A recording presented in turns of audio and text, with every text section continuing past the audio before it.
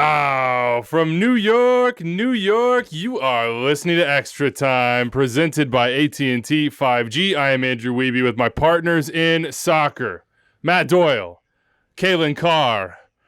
Got a drink out. It's late night, Wednesday night. There's a little disappointment. The U.S. didn't put a bow on their World Cup berth, but who cares about bows when you got a World Cup to go to?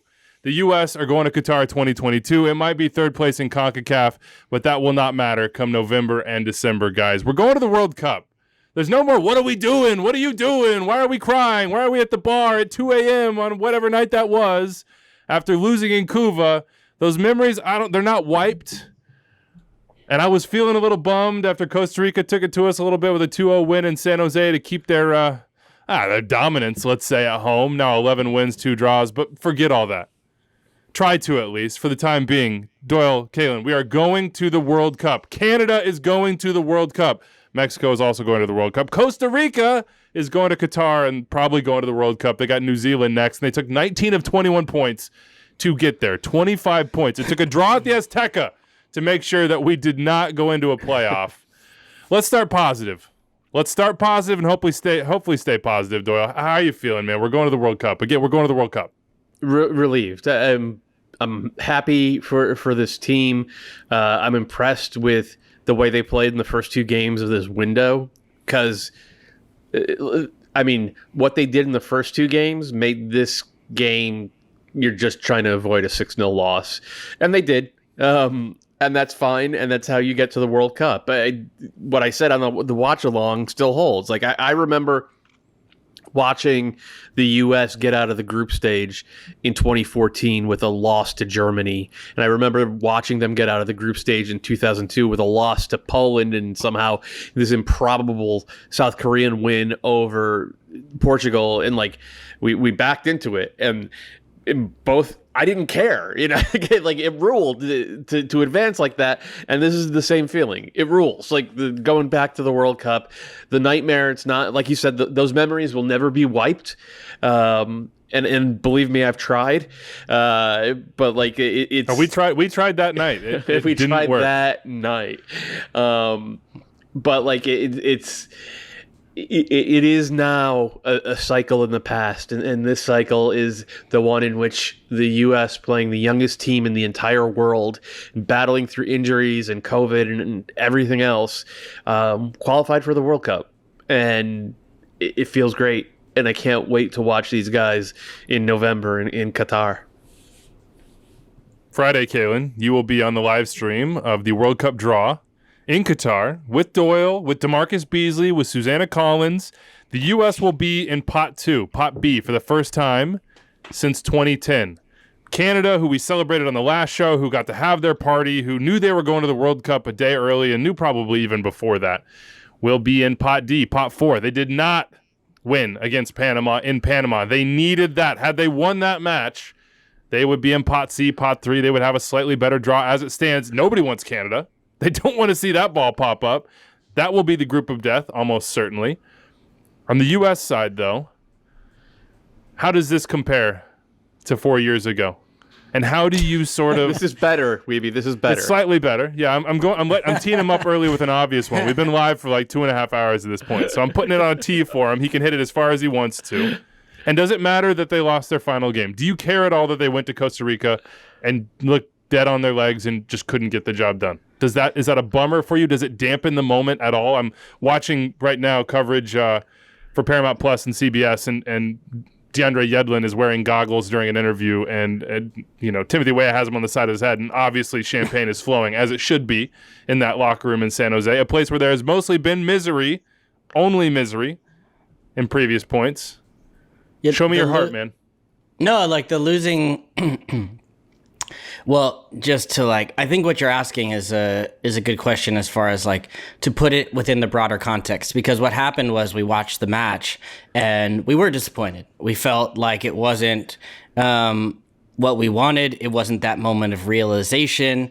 And I think when you've gone through a tough time, in the past and you've dealt with pain, you want to kind of put an exclamation point on it at the end, because we've kind of had to wait with a little bit of bated breath.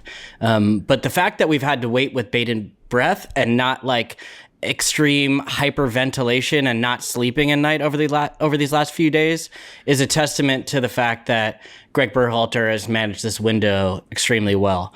And I think going to the Azteca, taking a risk and putting that first team out there and getting a point, and even that was like, you felt like there was more in there for us. And then the response coming back to Orlando was tremendous, just putting the game away in the first half.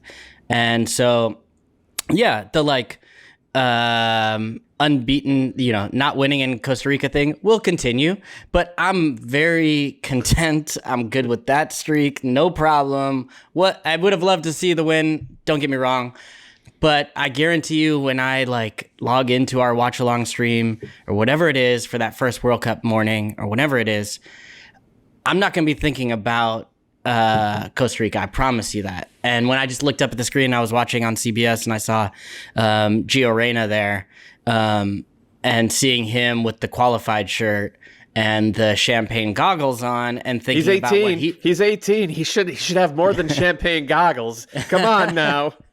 The whole squad we're going to give an exemption to. I don't know what the legal drinking age hey, is you in crushed. Costa Rica. I think anyways. Costa Rica, they're good to go. Yeah. You're good, man. He plays in Germany, so actually he's fine as long as he doesn't punch down in no the US. questions, don't ask, just whatever, man. Have fun. Enjoy it. Exactly. So, I mean, it's, to be able to see, we felt this way with Canada the other day, and we're able to kind of celebrate and take a moment to think of the wealth of talent that was going to get to play on the world stage. And for them, it had been, not just 4 years or 8 years absence.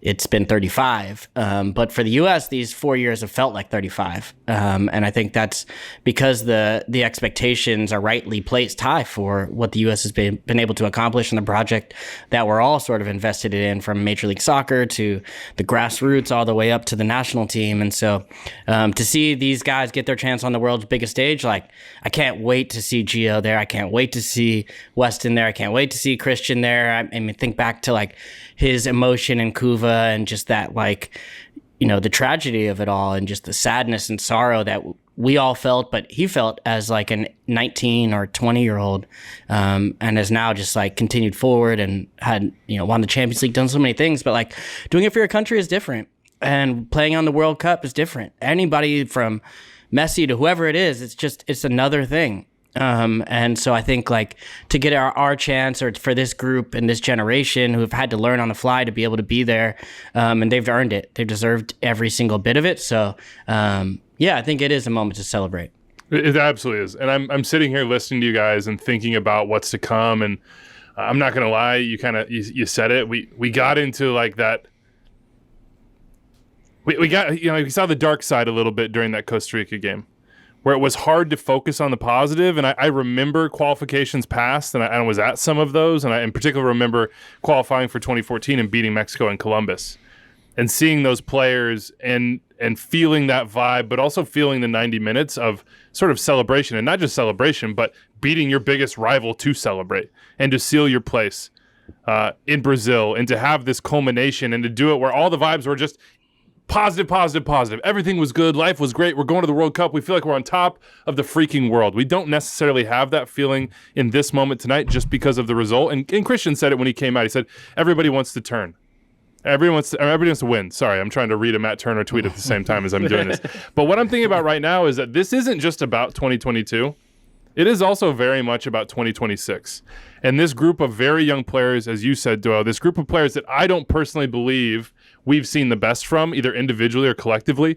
Remember what this cycle went through. This was the COVID cycle. This was a stop-start. This was Greg Berhalter not having all his guys together because injuries, and I know that happens all the time, but injuries disrupted his ability to sort of build that set core and give them chemistry together and then go from there. We never really got that moment. Even now, we're talking about a team that qualified without Weston, without Serginho, with Gio Reyna coming back from a long-term injury, without Matt Turner available, and starting we saw some of those goalkeeper issues. Matt Turner. Correct. We saw some of those issues on display tonight. It's easy for people and for us and for anyone who loves this team or is absolutely, freaking crazy on Twitter or the internet and all these USMNT dark holes that people find themselves in. And I hope that's not who they are in their regular life, what they express there, but it might be. It's easy to forget that, like, there's a lot of time between now and Qatar. This is a young team. This is an incomplete team. This is a team that will change. This is a team that will play 2 Nations League games, that will have tune-ups, who, as we've seen over the last 6 months in the club game is like an eternity as well. There will be moves this summer. There will be changes at their clubs. There will be performances. There will be momentum. There will be accomplishments. There will be injuries. There will be any number of things to the U.S. and every other team, all 32 that are going to Qatar. But this team now can look at the next 2 World Cups and know that they are going to be there.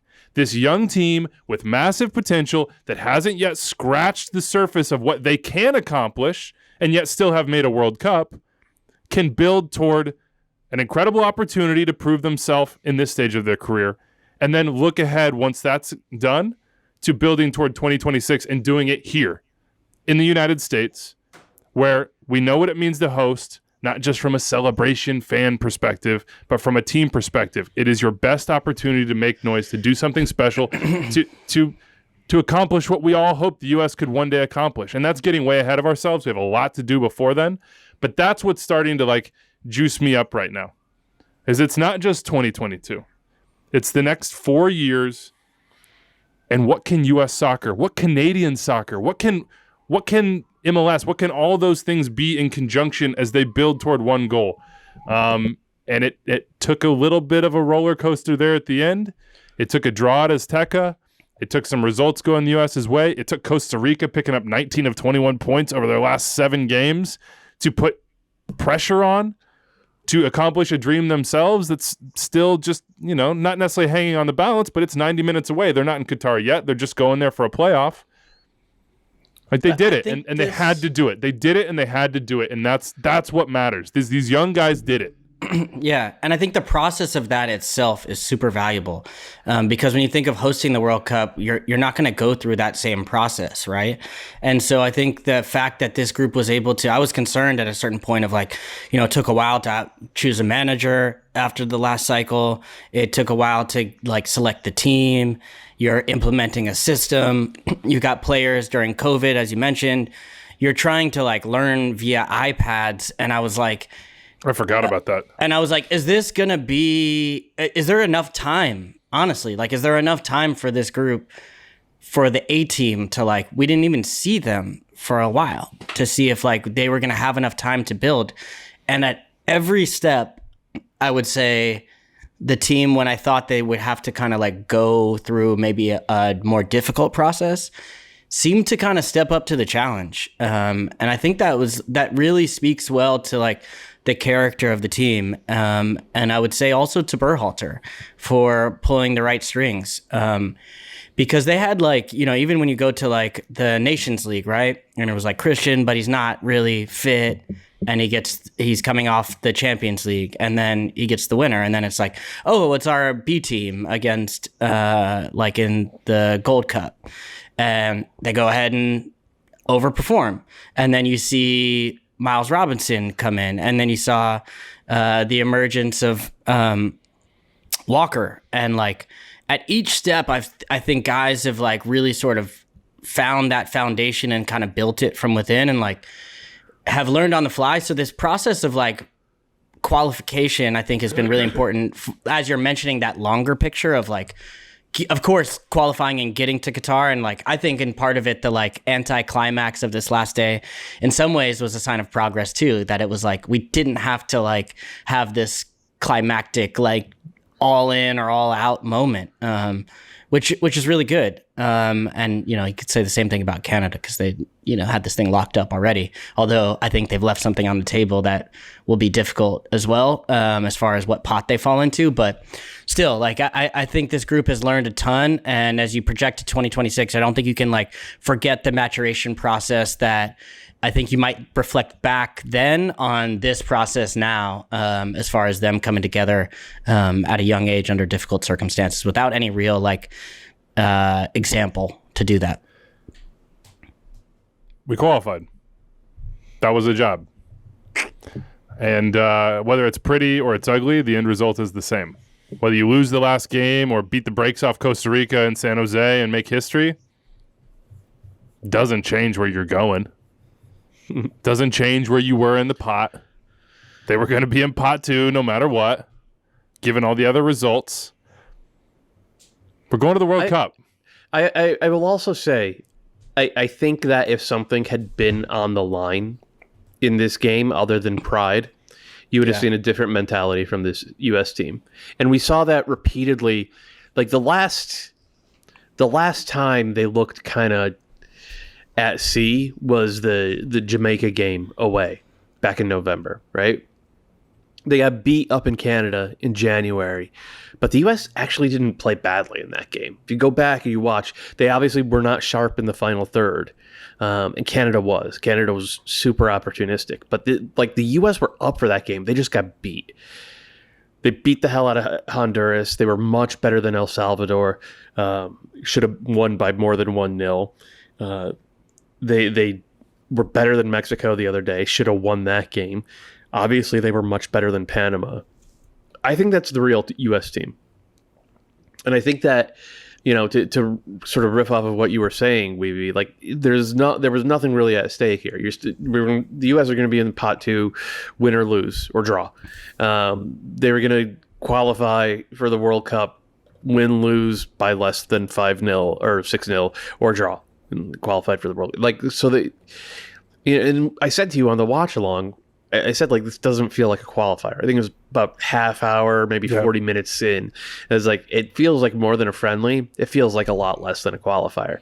And it's totally understandable. And I think maybe if these guys were all 27, 28, 29 instead of 19, 21, 22 or 23, I guess in Pulisic's case, maybe if that was the age range, they would have had the know-how and the maturity to amp it up to hit that level of intensity that they needed to hit, and to get it done. But they didn't, and it doesn't really matter.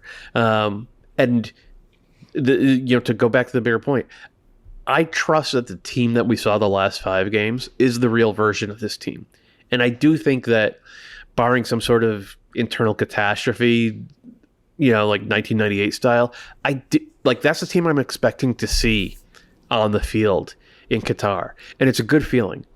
It's a really good feeling, because I think guys like Tyler Adams and Walker Zimmerman and Weston McKennie, when he gets back, Gio Reyna, who's a killer, and Serginho Dest, who's come miles under Xavi.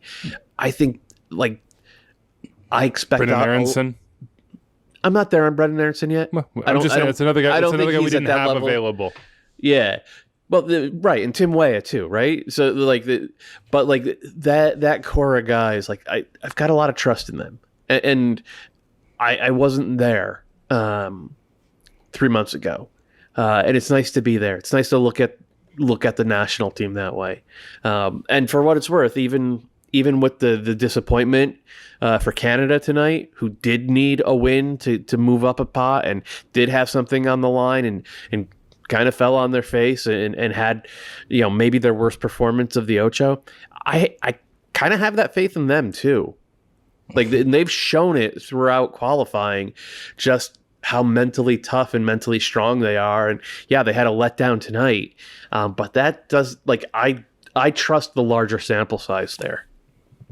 It is difficult too, I think, for both, to go through the process of qualifying for the first time in 35 years and then, feel that high and then have to get back up for this match is difficult. And I think for whatever you say,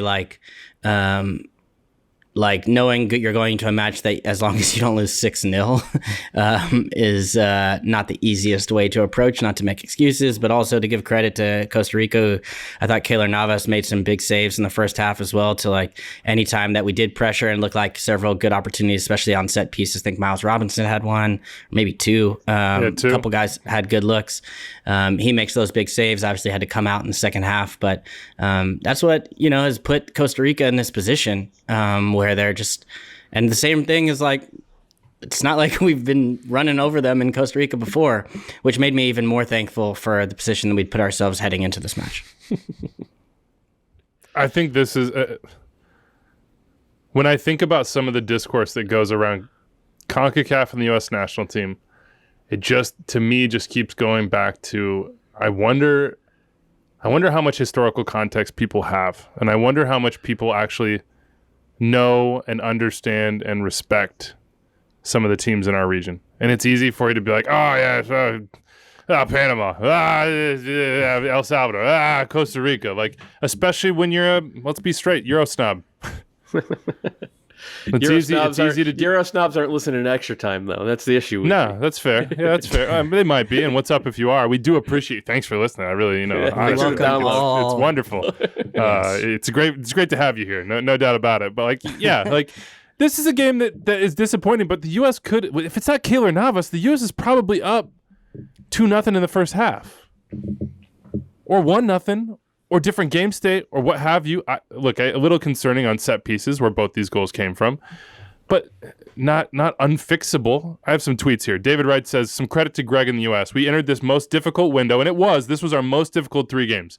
You go to Azteca, and you go to Costa Rica, 2 houses of horrors for the U.S. on both sides, and you have a must-win game against Panama, who had been flying coming in. We entered this most difficult window where the fate's in the line and missing McKinney, Dest, and Aronson, and Turner, who he doesn't mention, but we'll keep mentioning next. We'll talk about that a lot in a second. And they got it done, so we didn't have to sweat tonight very much. We didn't have to sweat tonight. Austin Bradley, just how young these guys are and how they got themselves into a World Cup without anybody on the squad who has already been before. Impressive doesn't even capture it. It's a young team. This is their first massive accomplishment. You can point at Nations League. That's one game. You can point at Gold Cup. That's a different group than will go to the World Cup. This was it. And I just think we have to keep repeating that this wasn't like... think how your life changed. Anybody listening to this, think about how your life has changed, has been different, has been turned upside down over the last 2 years. I mean, I feel like I've been through a blender. I don't know what the hell happened. Like, my wife and I were sitting around talking, we were like looking at pictures during the pandemic, and we're like, holy, like, that happened? I don't remember that. And now imagine traveling the world, having your job stop and start and be revolve around your ability to physically do something at a world-class level, and now you got to go into Central America and the Caribbean and do something you've never done before with pretty much nobody in the squad that's ever done it either. No, nobody in the squad that's ever done it either. I mean, Tim Ream, I guess, was around, but I don't think... Had he done it? No, he hadn't done it. Think about accomplishing that and having the freaking chorus scream about a 2-0 loss at Costa Rica that nobody in history will remember. Other than sourpusses.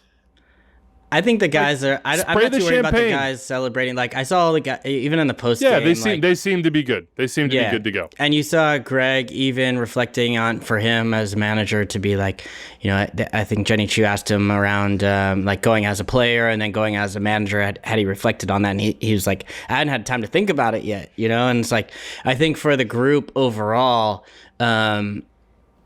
The good thing is that I think this was the expectation.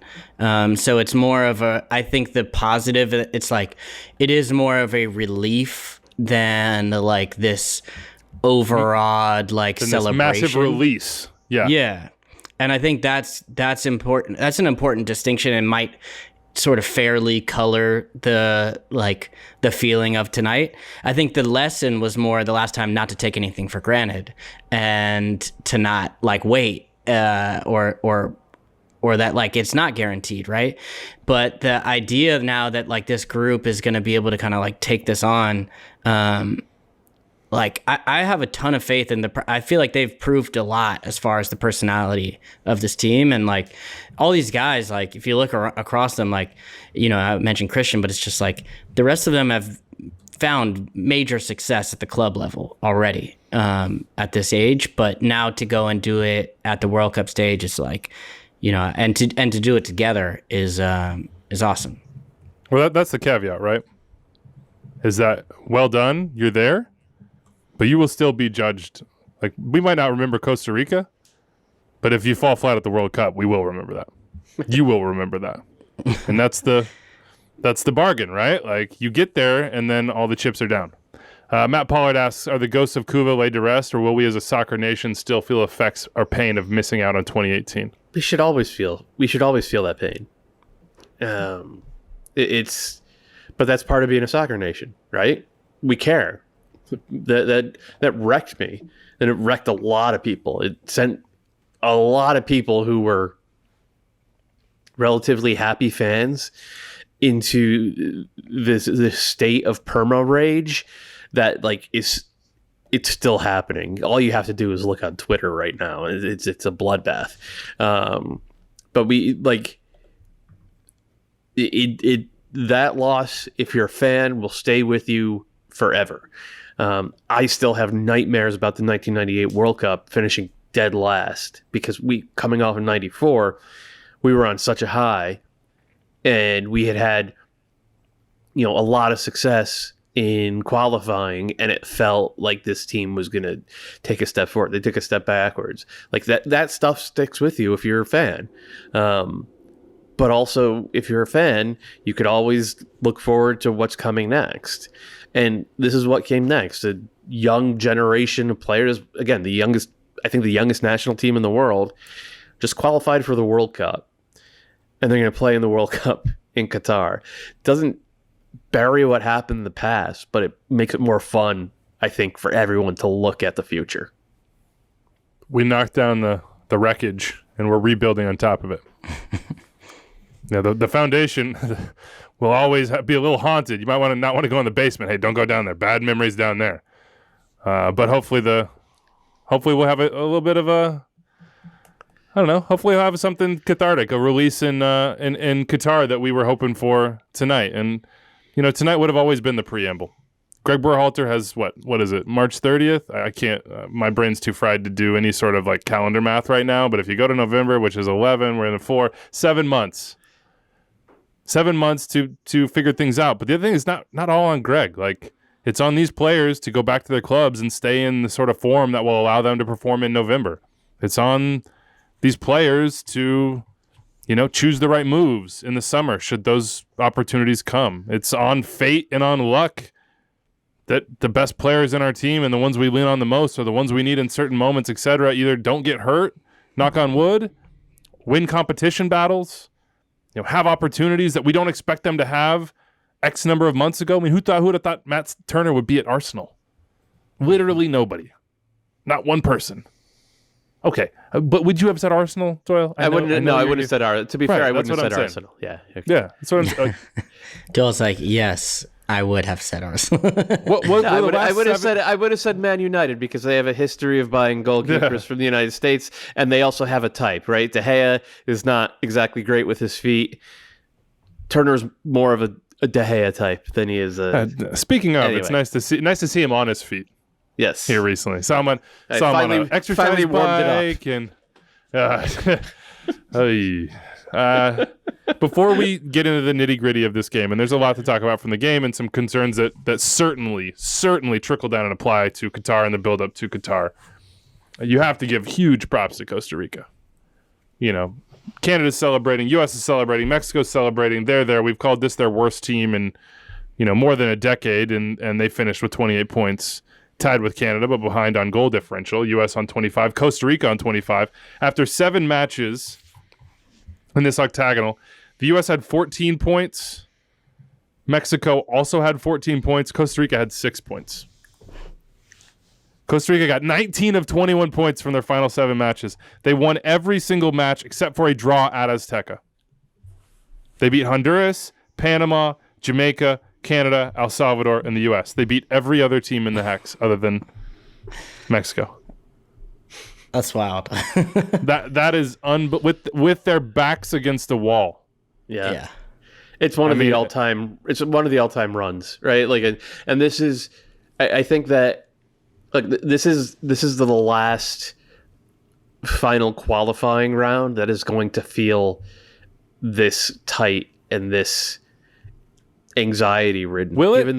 Given the expansion for the top teams, it will. For the top teams, and Costa Rica is one of the top teams. True, right? And so what we're going to remember this one for, if we were neutrals, if in what as fans of the sport, we should remember this for is one, Canada's coming of age moment, Canada's coming out party with the way they played and the players that they have, and even doing a lot of it down the stretch without Alphonso Davies. And two, this just miracle run from Costa Rica, who are in between generations. Costa Rica is where the U.S. were 4 years ago, where so many of this great prior generation had seemingly aged out. It didn't have anything left and couldn't quite drag them over the hump. And the difference is between Costa Rica and the U.S. is Costa Rica has Keylor Navas. Keylor Navas is, I mean, he might be the greatest player in the history of this federation. Like if you if switch goalkeepers in this game, it's 2-0 the other way. US It's 2-0 the other way. Straight up. He's just spectacular, and the work he put in, and then having the guys in front of him be like it's just a Costa Rican soccer trait to be that hard and resilient and tough, and like it doesn't matter how badly you're out playing them, you're never actually kicking their and you know, the veterans that were held over still had that, and the kids that were brought into the squad over the final 8 games or so, they seem to have that too. And it's spectacular. And good luck, New Zealand, man. New Zealand's going to have to bring their A++ game to get past this Costa Rican team in June in the playoff. No yellow cards for the guys that couldn't get yellow cards and play in that match. Big time rotation from Luis Fernando Suarez here. So a couple of those guys. I mean, Celso Borges not even in the. I don't think he was even in the squad. Like Calvo, not in the squad. Like they really made sure that they were not going to put anything out there that was going to handicap them going forward, and it won't. And they maintain hegemony over the U.S. in San Jose. That doesn't mean nothing. You know, we talked about we wanted to make history. We wanted to go to Azteca, and I'm sitting here thinking I want to hold that over to Mexican fans until the end of time, and we didn't get it. You think Costa Rica wanted to let the U.S. come in and what they know to be also one of the last truly, well, at least like, you know, traditional as it pertains to how it's been done, CONCACAF qualifying cycles? You think they wanted to lose theirs? Hell no. And they didn't. 2-0 winners. Let's dig in here. But before, by the way, Anders, I keep reading the chat. Anders is, I can't tell where he's at on this. Lost to a Costa Rica B team, SMH. All right, Anders. Anders, Costa Rica 19 points of the last 7. Mexico 14 points after the in their last 7 qualifiers. U.S. 11 points in their last 7 qualifiers. 3 wins and 2 draws. 2 losses to Costa Rica and Canada over that time. The draw at Mexico. Let's talk about goalkeeper. Zack Steffen did some flapping in this game. He had a set piece. It didn't go through him, but it went by him. He went out and tried to get a ball, didn't get that ball. Costa Rica scored. You've made some references to Matt Turner, Doyle, and we know where you stand. Where is your mind at right now when it pertains to the goalkeeping competition, or perhaps even still lack thereof, in the U.S. men's national team? Yeah, one of Berhalter's strengths as a coach has been his willingness to drop players who aren't performing. And some argue that he's held on a little bit too long with certain players. But whether it comes to a Sebastian Lletget or a John Brooks or Josh Sargent, if you are getting chances and you're not performing, eventually you see the bench. Or in their case, you're out of the team entirely. It's tough. It's hard. I feel for those players because I'm sure for all of them, it's their dream to go to the World Cup. But that's life as a professional athlete, and that's what you have to do if you're going to be a good coach. The one guy who does not seem to factor into this type of thinking is Zack Steffen. He's not been good in qualifying. He was good against Mexico the other night, I should say. He was not good against Panama. He was borderline disastrous tonight. He's had other really, really tough games in qualifying. The first game against Costa Rica, that goal he gave up to Fuller was not great. The goal he gave up to Mikhail Antonio, like, that is a hell of a hit. But, he should have done better on that. Tony Meola is out there on Sirius XM saying like, yeah, if you're a goalkeeper and you look back at the tape, you're going to be critical of yourself and your footwork, and you're going to want to have done better at that. And like, these are goals that you're giving up in qualifying, man. Those are goals that cost the U.S. points, and it happened repeatedly. And then he's going to go back to Manchester City, and he's not going to play. He's not going to get a chance to play through it, and to come out of whether it's a slump or just his form, we won't even know. I am worried that Zack Steffen seems undroppable. I'm not going to say equally worried, but I'm also worried that Matt Turner, who by the numbers and by the performances is clear number one, that he is going to a club where he's not going to be playing much either come August. It is my biggest, like there is one, I guess there are two other pretty big concerns, one being starting number 9 and then the other being backup left back. The goalkeeping situation is my biggest concern because right now our goalkeeping situation, it's losing us points. It's not good. I was just about to be like, what about the number 9, Doyle? Like, did we even go to the number 9 yet? We'll get there. Don't worry about that. And I think like it is a little bit of an like when you're looking at the situation, be like, okay, tell me that we're gonna have a goalkeeper at Man City and Arsenal, and we're gonna have some concerns. And I think I would be like, I'll take those types of problems. And I think those are things that like ultimately, are good in some ways. But I totally agree with Doyle in the sense that like, the fact that we don't have a goalkeeper that is going to be playing regular minutes guaranteed leading towards, not even guaranteed, but like realistically, leading towards Qatar. And like, yes, those pictures can also change.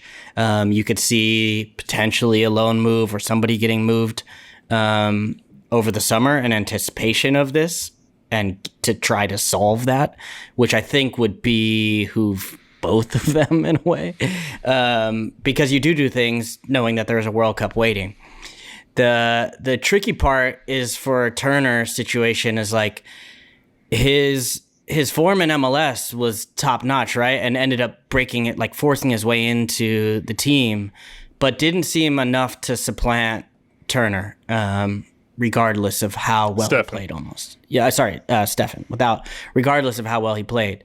And then obviously, he did so well that you end up getting a dream move to a club like Arsenal. You're not going to say no to that.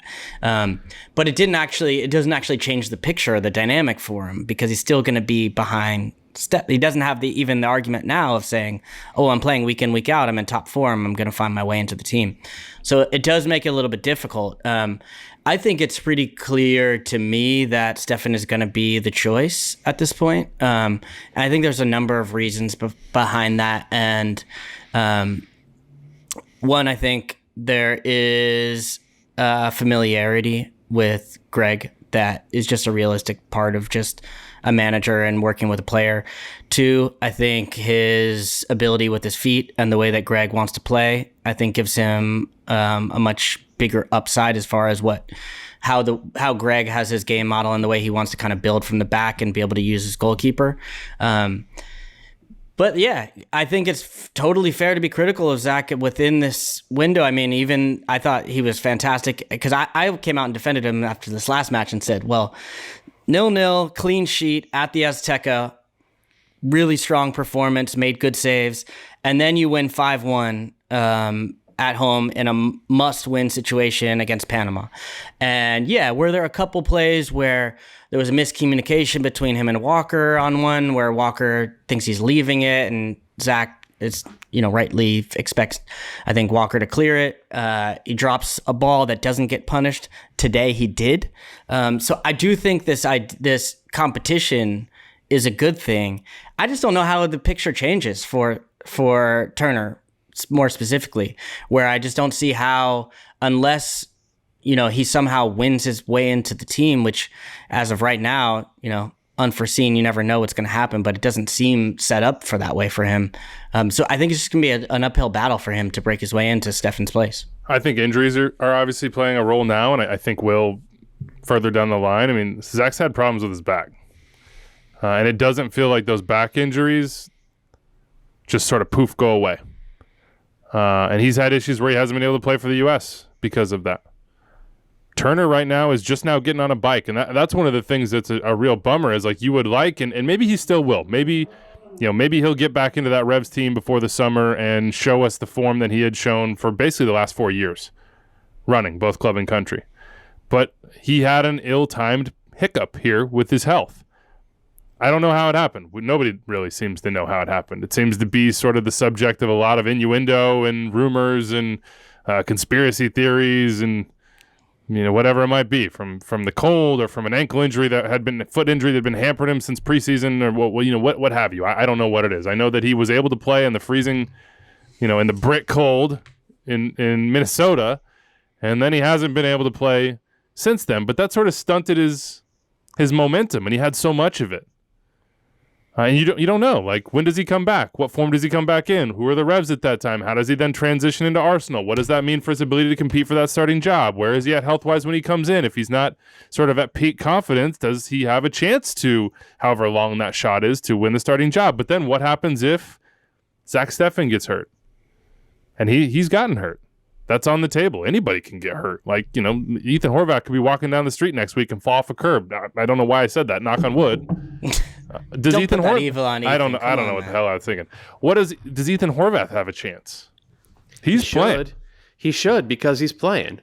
Does Gago Slonina have it? I mean, probably not, but I know. I'm just throwing it out there. I just had to say his name, Doyle. I love extra time. Look, man. Go back to Horvath. If neither Steffen nor Turner are playing, it's got to be one of those two.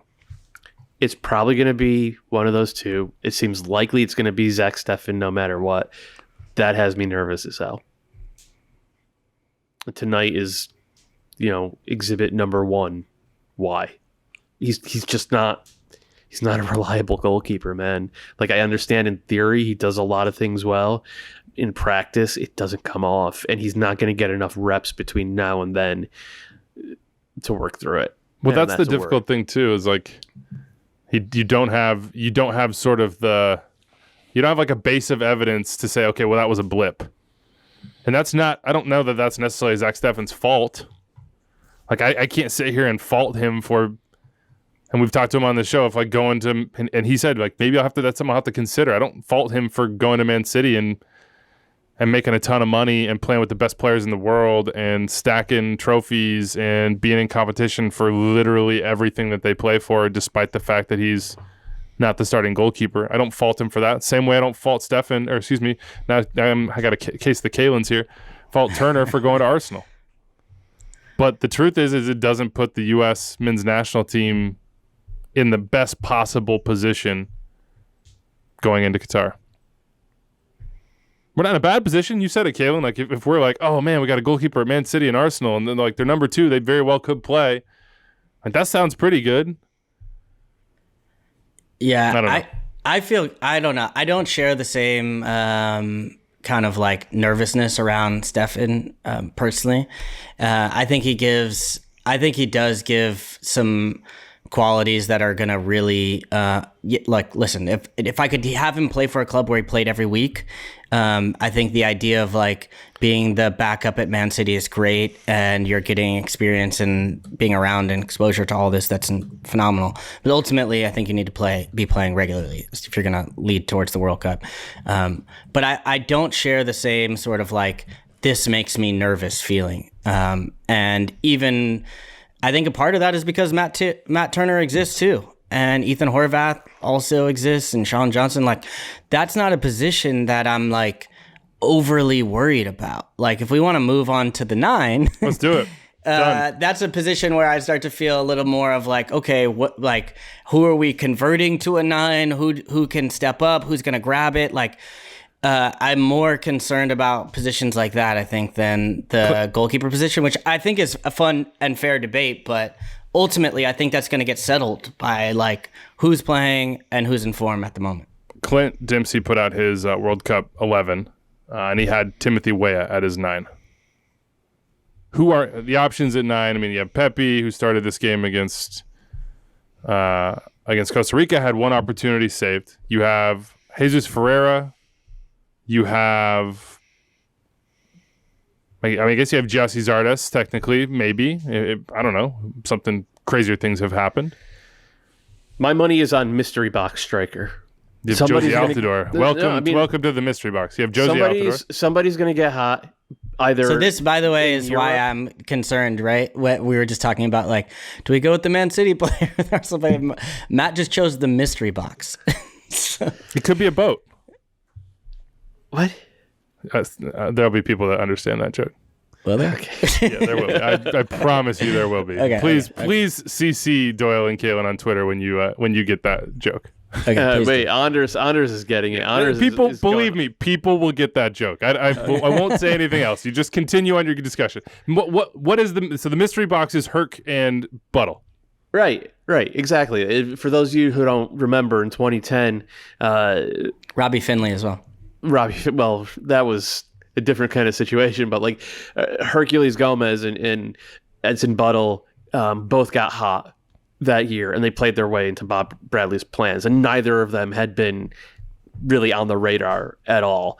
But in the 6 months heading up to the World Cup, they got hot, they scored goals, and they made the World Cup. It could be Jesus Ferreira. He's not really a mystery box striker, right? He's kind of a known quantity now for Berhalter. I was surprised he didn't start this game. Same. It could be Ricardo Pepi. Maybe, Freiburg go down and he's now banging him in the 2 Bundesliga. I would be fine with that. Maybe Josh Sargent. Maybe Norwich go down, Timo Pukki gets sold on, though that seems unlikely, and Sargent starts playing as number 9 and suddenly is good again. Maybe it's someone like Brandon Vasquez or Brian White or whoever in MLS scoring 20 goals. It's an unsettled position. I suspect that Ferreira is going to be one of the choices. I would not. There's nobody else really who I would be willing to put any sort of money on. I will say I don't think there's a chance in hell that Jordy Pefok's going.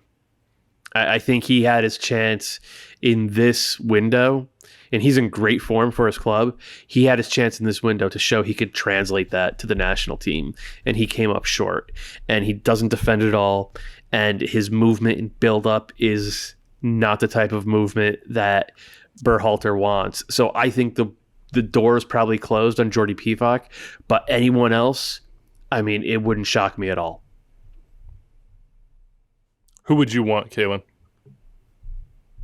When you see that lineup come out against, I don't know, let me just fire up this World Cup draw machine I've been playing with this whole time. When you see it come out against, let's say, South Korea. Our group in this one is Ecuador, South Korea, and Belgium, by the way. Who would you want to see at the 9? I think somebody that can... I'm just going to talk abstractly, but I think somebody that can, like, on their own make a difference, or on their own draw attention or create an opportunity. And, like, for all of the talk around the 9 position, like, I think there's a number of guys that can fit the system and do well. And I think Jesus Ferreira is going to be in that mix. And I think he fits the system quite well. The way he's been able to drop off and connect, and then, allow other players to get in behind and stretch the pitch. And he's taking some chances as well. But that's the funny thing about this whole number 9 position is, like, at one point it was like DK, right? It wasn't that long ago. It was like DK's the guy. And then it was like, well, we got this settled now with Pepe. And then it's like, oh, wait, no, it hasn't.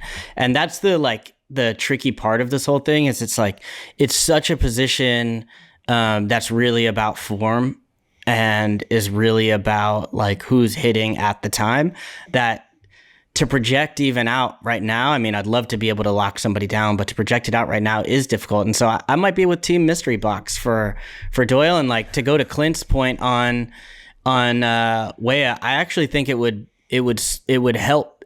I don't know if he would be up for it because I think he sees himself as a winger, and I understand that.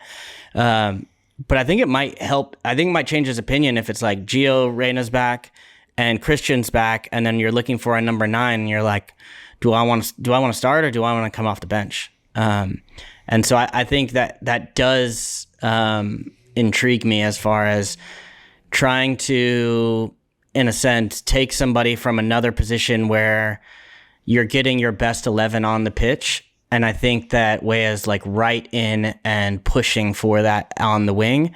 But I think it might be a tough argument for him ultimately with the Musa McKinney and Tyler Adams triangle in the middle to then step in and say, I'm going to win a spot over Christian or Gio or Aronson or whoever it might be on the wing. So I think that's compelling. If you really want to piss off some people out there.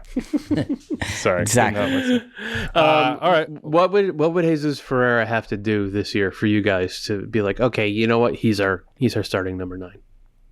15 and 9. It's not even about it is about the numbers on the goal scoring side. I don't have any doubt about what Jesus can do, sort of dropping in the build up and, creating space. And I think he's a really good passer and understands how wingers play off him and the timing and the weight and the feel for those passes and those runs.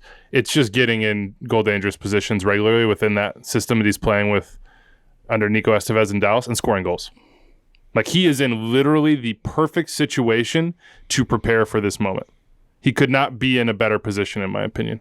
And he's playing with Areola, right? To go back to your point. He's in the same so that system fits, asking right? the same stuff. And even just show us you can goals, do it. I think it's also not so much the amount of goals, I'd be hesitant to put a number on it.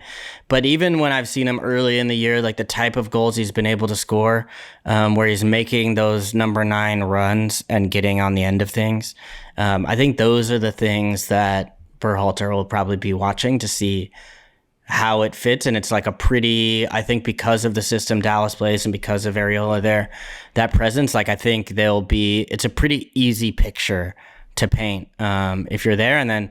But I think some of it honestly won't just be about Jesus Ferreira and what he does. I can kind of project what he's going to do. I think he's going to be consistent. I think he's going to get goals. I think some of it's going to come down to also just what the rest of the pool does and what the rest of the field does and who is able to kind of step in maybe in front of him or if the spot is going to be open for him to take.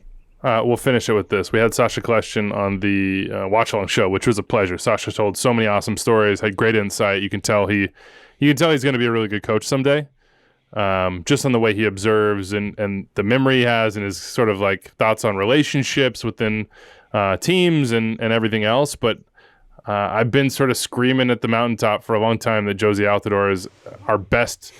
He raises our ceiling the most. And you're listening saying, you moron, he will not be healthy. And if he is, he will get hurt. You stupid person. He's not even a starter. You get the hell out of here, Weeby. You're just trying to start something. This is a narrative play. You might be right.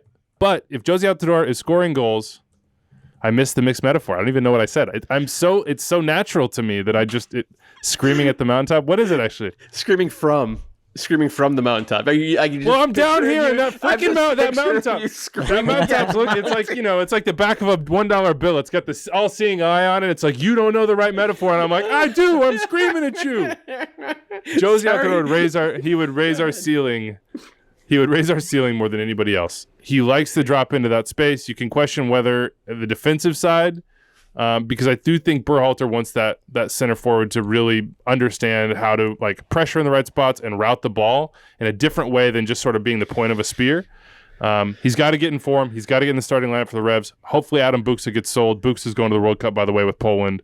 I don't know. That's the mystery box to me. That's that's the boat in the mystery box. And you'll figure out what that means at a later date. All right, let's talk about expectations in Qatar and get the hell out of here. I'm going to throw another fast draw at you here because we're in pot 2. Oh, Ooh, U.S. and Group A with Qatar, Poland, and Cameroon. How you feel about that one? I like that one. I would be pretty happy about that one if I was the U.S. I would be very disappointed not to get out of the group with that one. But to be honest with you, I will be disappointed if the U.S. don't get out of the group no matter what. This team has the talent. They should get out of the group. That should be the standard. So instead of doing a bunch of draw simulations, which I'm sure you'll see on the live watch-along show, 11:30 a.m. Eastern on Friday, Susanna Collins hosting, Matt Doyle, Calen Carr, DeMarcus Beasley, live, just watching this whole thing play out. We don't know when the draw will actually start. We believe it will start, I don't know, sometime after or around noon Eastern time. This seems to be a big secret, but we'll be there live with you to experience all of it. You said they should get out of the group. I say they should get out of the group. That should be the bare minimum expectation. With the talent level that we have. I will be screaming at the mountaintop if we do not get out of the group. In that metaphor, the mountaintop probably can't hear us. That's the thing that's really disappointing in that metaphor. Like, the altitude, there's probably wind, all sorts of weather-related issues. The mountaintop's not hearing us, but get out of the group. Like, we missed the last one. We have a talent level. We have players playing at XYZ clubs. Like, this is what you're building up for. And yet we know that international soccer sometimes doesn't care what you have in your pocket in other aspects of the game, at your club, etc. Why is that your expectation, Doyle? Why is that the bare minimum? The talent level on the team, for one. And I'm hoping that we have better luck with injuries and health than we've had throughout qualifying. I mean, it should be said, the U.S. battled an unusual amount of absences, and the depth sure did come in handy. But I'm hoping that the bulk of the core guys are healthy and good to go. So the talent level, for one, and two, I really do like the way that the U.S. have played over the past few months. Tonight, obviously, accepted. But I think in general, since around, I think the second window, the last game of the second window, the win over Costa Rica, I think the U.S. has been more good than bad. The system that Berhalter has put in is so solid defensively, and the guys execute from within it. They're still not great at turning that into, to borrow Greg's word, verticality, and offering, turning that possession into penetration, and that into chances, and that into goals. But I feel like I've seen progress from it. And I think then on top of that, I saw some pragmatism in this window in the first two games. And when you have talent like that, a system that I think is promising, if not yet fully functional, and it kind of an upward trend, I think it's only right to be optimistic. I'll be more optimistic if Jesus Ferreira scores 25 goals this year, or if someone else does and they play their way into the team, and we can answer that number 9 question, or if Matt Turner is starting for Arsenal, like that'd be really good too. Then I would say, yeah, absolutely, get out of the group. But like, even without that, I still think this team, whoever we're drawn with, should get out of the group. England, Japan, and Cameroon in my most recent simulation. England, Cameroon, and who? Japan. And who? Yeah. Japan, okay. So go ahead, Calen. No, I was just going to say the other thing. Fun. The other reason to be, are you just on the spin the... Yeah, I'm just spinning the wheel. Okay, I like that. The other reason to be optimistic, I think, the part where I was more concerned about the inexperience, honestly, was the qualification process. Yep. Because the process to qualify is one of those things that, it's just hard to know what it's like to go play in El Salvador until you do it. I actually think the less tricky part will be, I think the World Cup is going to be, you're not going to be asked some of those same questions that the team was in the qualification process. And the other thing that I think bodes well is when you have a young team like this, 6 months or 7 months, whatever it is, actually, even for the players that are already, are the guys you're saying are leading the line, that's a lot of time actually to make progress and development. So you look at Dest with Xavi at Barcelona, right? You would imagine 6 months more, that's going to take you to another level. Or look at Brendan Aronson, the way he's moved in the last 6 months from the last 6 months ago. Or you look at where Gio Reyna could potentially be in 6 months from now or 7 months from now. I know he's had a bunch of injuries, but where you can kind of get back and going. So I just think you go kind of down the list of different guys. Yunus Musa, like that young age of guys that's going to have the weight of expectation of the qualification process and that like know-how, and even that like collective know-how of doing some hard work together. I think there's still even more behind this group, and that's why I almost think like, yes, I agree getting out of the group is totally fair expectation, realistic, but I actually think there might be a little bit more behind it for us. Obviously, all of that in a tournament depends on a lot of different circumstances, the matchups, the draw, what happens, injuries.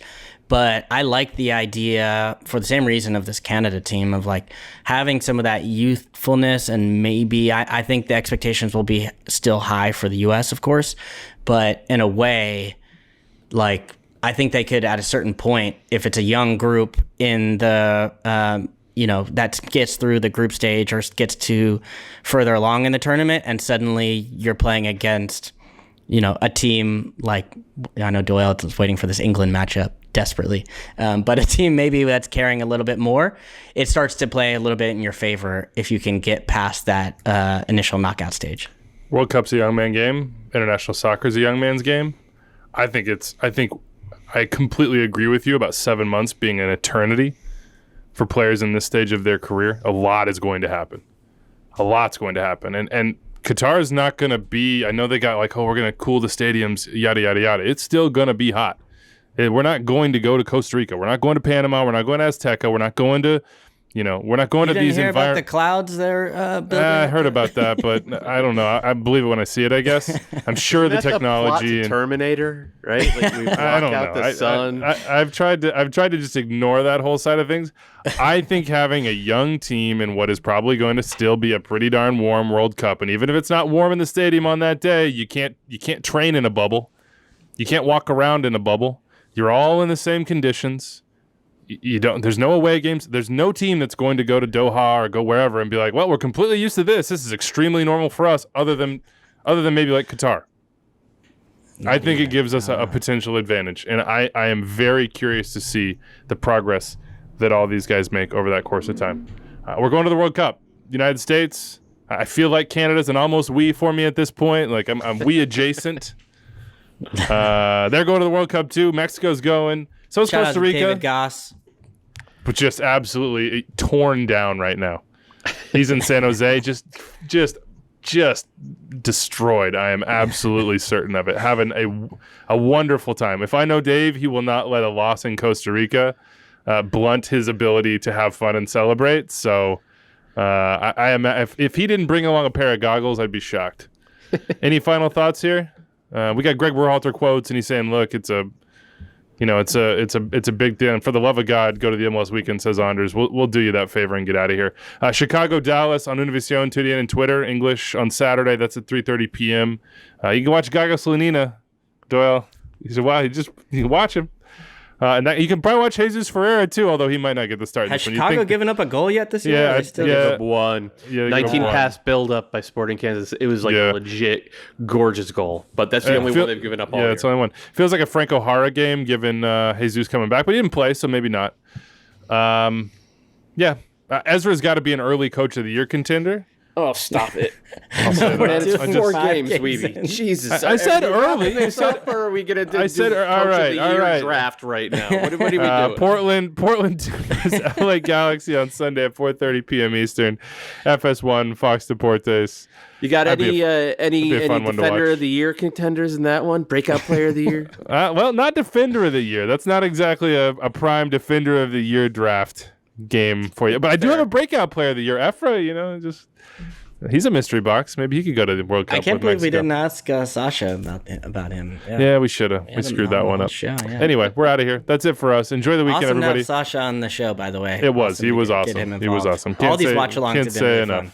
If you have thoughts about who we should have on for watch-alongs in the future, I believe we're going to do these for every friendly, Nations League, all that stuff, all the way through the World Cup, including the World Cup games. Let us know. We will do our darndest to go get them to join us to watch the game. And as always, join us in the comments section. Hope you have a great weekend. We'll be back on Monday to break down the MLS week at large. Thursday, you will get an MLS Today show. Friday is the MLS Cup, or the MLS draw. No, Jesus.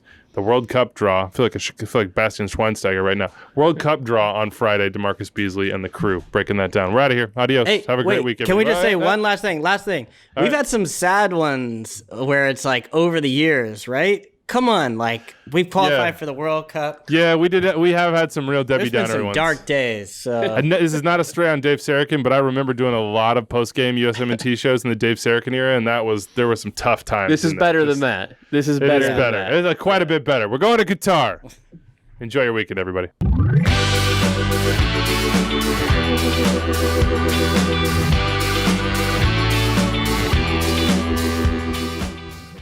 Congratulations, you made it through more than an hour of extra time. That means you love the show, and if you love the show, you probably want more episodes. Click right here for more episodes of Extra Time, and here to subscribe to the MLS YouTube channel. Thanks for following along.